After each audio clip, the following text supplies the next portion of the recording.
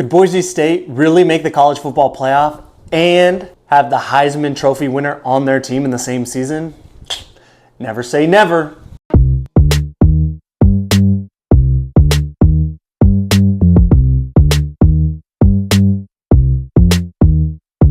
Welcome back, another video of the Seth Floyd Show. We are going to, there we go.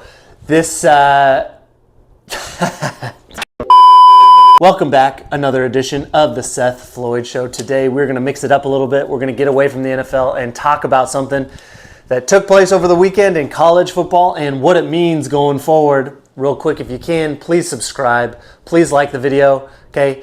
And enter in to win our LaDainian Tomlinson signed trading card. We're up to 91 subscribers. Freaking awesome. Once we hit 100, we will cash in on that contest and send out this LaDainian Tomlinson trading card. I got it right up here. Bam. Right here. It's coming your way, authenticated and everything. If you win the contest, enter for a chance to win. Ashton Jeanty for Boise State went bananas. He went full-on video game on rookie mode this past Saturday playing Georgia Southern.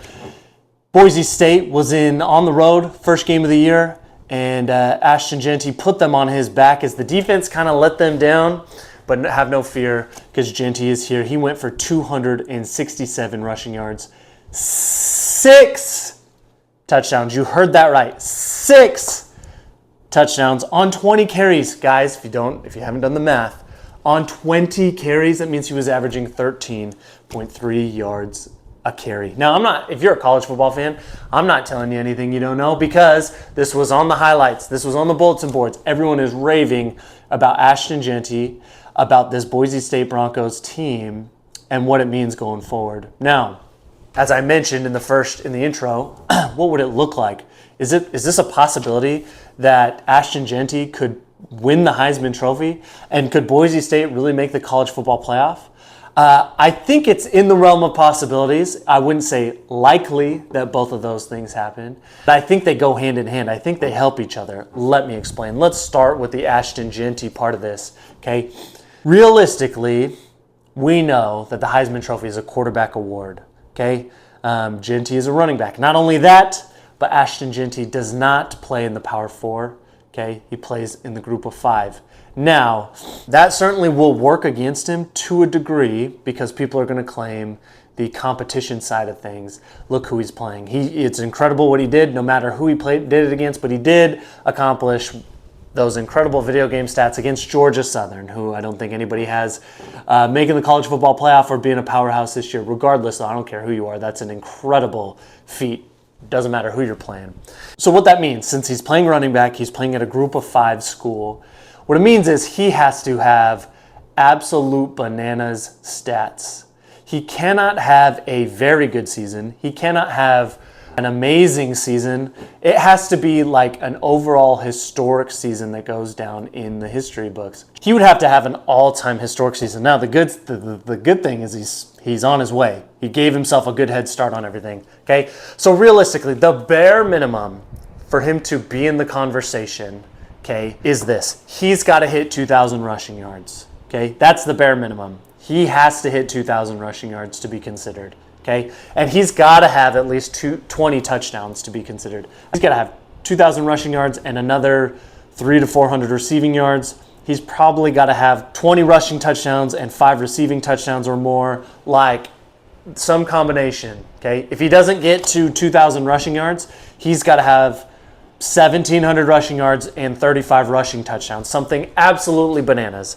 Something that will go down in history. Again, he's against it because he's not a quarterback and he's playing at a Group of 5 school. Now, not only that, he also needs some of these quarterbacks, a Cam Ward, Shadir Sanders, any of these other guys that you think could pick Quinn Ewers, any of these guys that could eventually or essentially be a Heisman winner. They would have to have down years, not bad years, but like the year that it's like a 40 touchdown year and one of these big names is just living up to the hype, it would just need to be like, oh, okay, he had a decent season, he had a good season, but look at this dude from Boise State that just broke all these records. Okay, now here's what I'll say: those stats that I mentioned for Jeanty, they sound bananas. Okay, but let's talk. Okay, he's at 267. Okay, for him to reach the 2,000 yard rushing mark on the season, okay, let's assume they have 12 games left before any type of playoff or bowl game. That includes the conference championship, okay? If they don't win the conference, he's not winning the Heisman, okay? Let's assume he's got 12 games left, okay? So you subtract the 267 from 2,000. He's got to average 144 yards a game. Very doable, especially because he is playing in the Mountain West. There's going to be a few, after they play Oregon this weekend, he plays Portland State. That's got 200 rushing yards written all over it if the coaches decide to do that. We'll get to that in a second. 144 yards a game is incredibly manageable. So I just want to put that out, okay? Not only that, but because their offensive line is so excellent. If you've watched any of the film breakdowns, if you've watched any of the highlights, look at the lanes he's running in. It's a perfect combination. He has a fantastic offensive line, opening huge holes, and then once he gets to the second level, he's breaking tackles. So this isn't a case of you don't rush for 267 because of your offensive line only.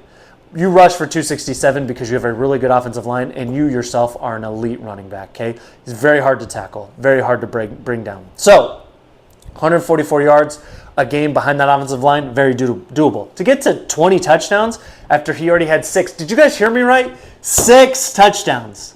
That's beyond video game numbers. That is unbelievable. Okay, he only needs to average 1.1 touchdowns a game.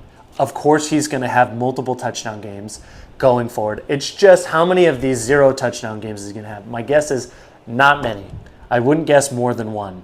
Okay, he is their offense. Okay, and that's the other point I want to get to. Okay. I think Boise State knows their limitations. Okay, they have a very good offense besides Jeanty. They have a very capable quarterback. We'll get into Maddox Madsen another time potentially, okay, instead of Malachi Nelson. But Maddox Madsen is going to be smart with the football. He did have an interception against Georgia Southern. Early game jitters, whatever you want to call it. But I trust him to take care of the ball.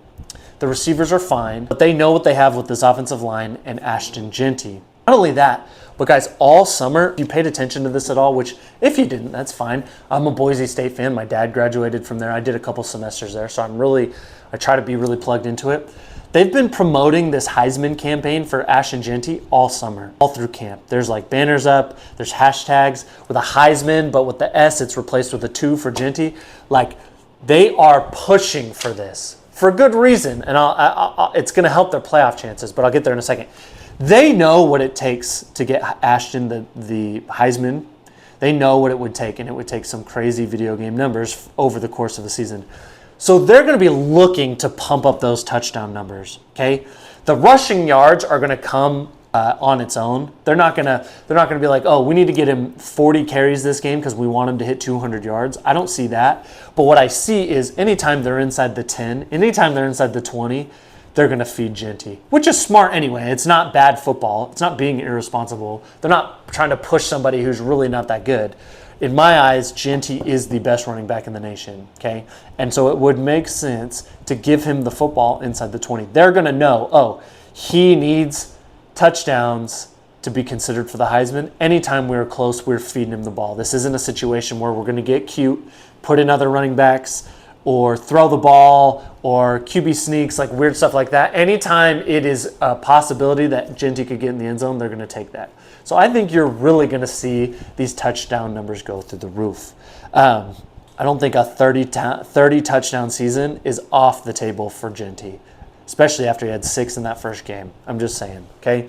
Now, it makes sense that they would push this Heisman candidate, and some of you might disagree with me, but I have watched this playoff committee. I've seen how they pick teams. I've seen how this works, okay? And these other storylines for sure have an impact. And what is in the best interest of the playoff committee when picking the group of 5 person? I have seen the playoff committee, how they make these decisions, okay? These outside storylines always have an effect. And what is in their best interest, okay? When they are picking the group of 5 champion to be in the playoff, because it's an automatic bid. They have to take the highest rated one, okay? But the highest rated one is like, in their eyes, who's the highest rated champion, okay? We all know how that works. So it is hard to create buzz about a group of 5 other than just like, oh, they're the underdog. They could win a game. They could upset. Like, that's why you're including them, okay? That's why people tune in to watch a group of 5 against a Power 5 or Power 4 powerhouse, okay? If Boise State has a legitimate Heisman candidate, okay, like this guy is going to be in New York City, could potentially win the Heisman, that has, we want those guys in the playoff no matter what, okay? They're the most interesting group of 5 team.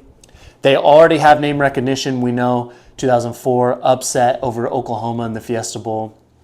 Kellen Moore breaking some all-time winning records. Like, we've seen Boise State, they have a lot of name recognition, okay?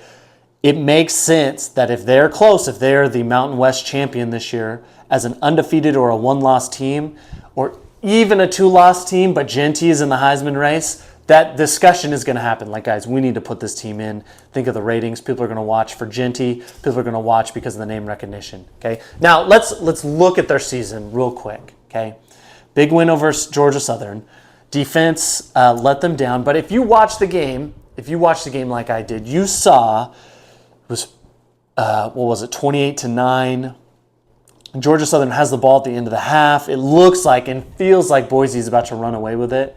And then they give up this kind of weird touchdown. Yes, Georgia Southern drove the ball down the field, but with like less than 10 seconds left, less than 20 seconds left, there was a pass over the middle into the end zone. It looked like I thought watching live the safety had intercepted it, and instead of cutting in front of the receiver, he kind of went behind him and tried to kind of go over the top, and the kid made a heck of a catch and scored a touchdown to make it 28-16 going into halftime. And then coming out of half, the Georgia Southern went down and scored a touchdown. All of a sudden, right there, like all the momentum has shifted. Okay, just like that, a 14-point swing. Okay, they're hanging on for dear life. And things got weird. Things just got weird. Boise State was able to come back. If you watched, you saw beginning of the fourth quarter, they're down, they're losing. Boise State is, and Jeanty goes for his second 70-yard touchdown of the game, 75-yard touchdown. He opened the game with a 77-yard touchdown. What I'm saying is, if you're concerned about the defense, there are question marks, but week 1 in a game like that got weird, it was really hot and humid, which you're not used to. I'm not ready to just like put my stamp that this is a glaring red flag. I'm open to the possibility that things got weird. If you've been a part of football coaching or playing or just watching a bunch, you know how fickle and volatile, I can't talk, guys, that momentum is in football. And Georgia Southern they nabbed it for like a quarter. For the end of the second and most of the third, they nabbed it, and then Boise State took it back. So I'm open that the defense will have a better showing than what they showed this past week. And they better because they're playing Oregon. They're playing Oregon this week. They're a big, heavy hitter on their schedule. Now, Oregon didn't look good against Idaho. That kind of plays against Boise State's favor, because I think if you got the Oregon performance last week, if they play that same way this Saturday, they would lose to Boise State. Now, I don't think they're going to play that bad again. Weirdest stat line of all time. Dylan Gabriel is 41 for 48, 480 passing yards, and they only scored 24 points. Weird. I don't even think he had any interceptions now I'm thinking about it. Like, really weird. Not sure what to make of it. From what I read, I didn't watch any of the game. I've seen some highlights. A lot of people were saying their offensive line struggled, which plays into, if Boise State, their defense isn't top-notch, that might play into their hands a little bit. Regardless, I don't think it's absolutely essential that Boise has to beat Oregon to go to the playoff. They're coming into the year, Oregon was like, you see people all over the place. They're ranked number 3, I think. You see people all over the place picking them to win the national championship, win the Big Ten. So, of course, it's not necessary for them to beat Oregon to get into the playoff. But you might have an opportunity here, because if you beat Oregon when they're ranked as high as they are, like that's a notch on your resume. This is the one game, though, that I feel like you could lose, go on to win it, and you're going to basically have that CFP spot locked up. Okay, who are the teams, the other group of 5 teams that Boise is fighting against for the playoff outside of their own conference? I mean, a lot of people are talking about Liberty being undefeated, but they have it's the most cupcake schedule I've ever seen in my life. To me, Liberty would have to be without a doubt, they'd have to be undefeated. They'd also have to have blown out a lot of teams. So I think Boise has the edge there just because the strength of their schedule is better. Memphis is getting some love too. Memphis plays a better schedule. They're in the American Conference. If they go undefeated and win the conference, that could be a real one that poses a problem. Texas State also getting some love. They play Arizona State this coming week or next week. In the next 2 weeks, they play Arizona State. That could be a big win, a good thing for the resume. But the truth is none of them have a potential Heisman candidate on their roster, and that's going to play against them. For Boise State to realistically have a strong enough resume, they're going to play Oregon. They don't have to beat Oregon, but they cannot get blown out. Like if Oregon figures it out and Boise State plays a terrible game and they lose 49-0 or 35-3, 42-7, that's a bad look and will damage them greatly in the whole CFP conversation. If they can keep it close like Idaho did, if it's a 10-point loss, it doesn't even have to be that close. Honestly, if you get into the third quarter, beginning of the fourth quarter, and it's a 10-point game or a 14-point, a 2-score game, and it's been like a hard-fought battle, people are going to remember that. Even if Oregon scores a late touchdown or whatever and pushes the game to 21, and it's a 28-10 kind of victory or a 35-14 kind of win, like people will remember how hard-fought Boise played on the road also. You got to keep it. It's got to be really close in the second half. Really close, meaning probably like 10 points. 10 points in the second half. So where there's some hope in the second half that they could win the game. Okay. Now, if you lose that game, you've got to win out. You've got to win out. I don't see an 11-2 conference champion from Boise winning because I think there's going to be, or getting into the CFP, because I think that you're going to have a Texas State or a Memphis, someone only going to be a one loss. Now, I guess if you beat Oregon, that gives you a huge nod. One of the good things that Boise has going for them right now is how good UNLV looks.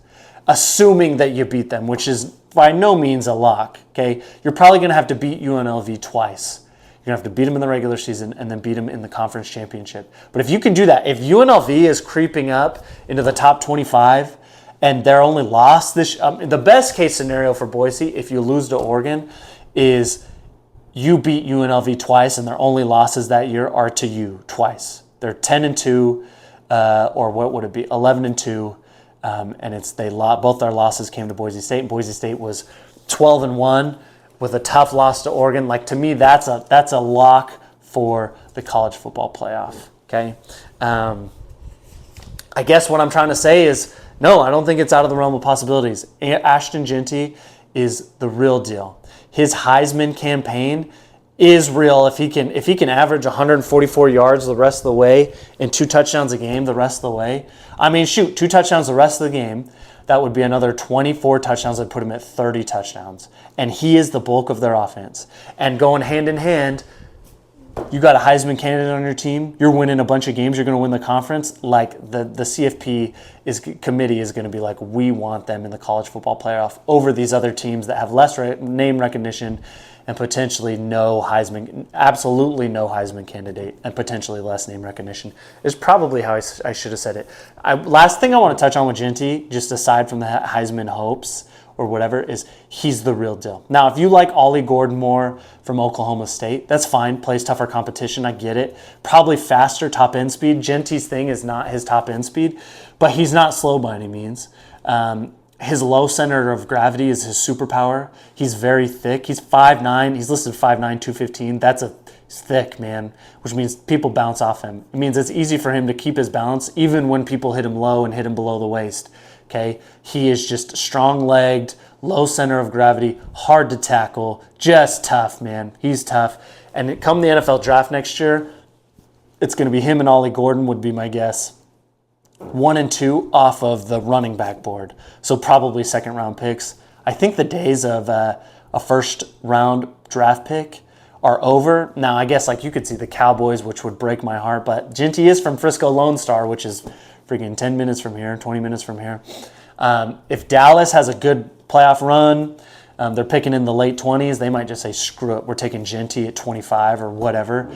But you're going to see teams that are going to be all over him, all over Ollie Gordon, as they should, because he's the real deal. He's the real deal. Now, the Heisman hopes are very, very low. Like, I get it. I think him being a Heisman candidate and being in New York City, that's like a pretty decent chance.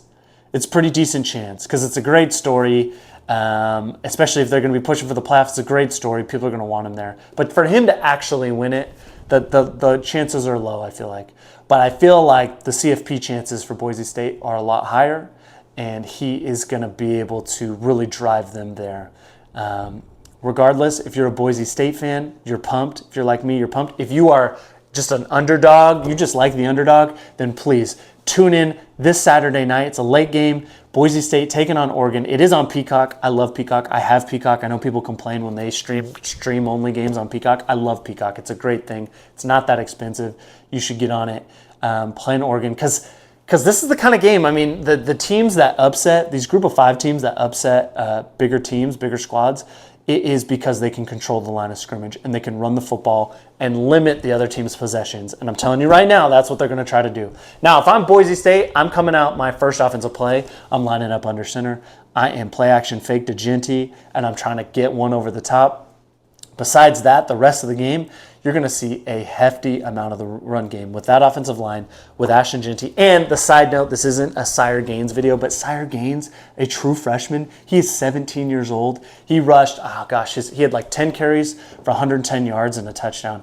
Like, he's 17 years old and was taking some real carries. They can run the freaking ball. So if you're on upset alert, okay, like, go and tune into this game. Right now, Oregon is a 19-point favorite. I think they're going to cover. If I had to put my name on it, I would say Boise State loses, but they cover. But you're going to know early, like, can Oregon stop the run? Probably they're Oregon, but that's going to be Boise State's path to winning, is controlling the football. Defensively, just like holding up, play bend, don't break, make them kick field goals. If you're making Oregon kick field goals, that's recipe for success against them, okay? You don't have to get 3 and outs every time. Make them kick field goals. Maybe force a turnover, and then on offense, control the ball, and you got to be efficient. You got to get in the end zone. Okay, it's going to take 4 touchdowns to beat Oregon, would be my guess, because I don't think your defense is going to stop them enough. Probably need 5. 3 of them need to come from Jeanty and push for that Heisman candidacy. Guys, that's what I got for you. Quicker video today. I'm here for it. My first college video. I kind of stay away. It's not in my wheelhouse as much as the NFL, but I love me some Boise State. Love me some Ashton Jeanty. Don't forget to like the video, subscribe to the channel, and tune in, watch Boise State with the upset over Oregon this Saturday. Here we go.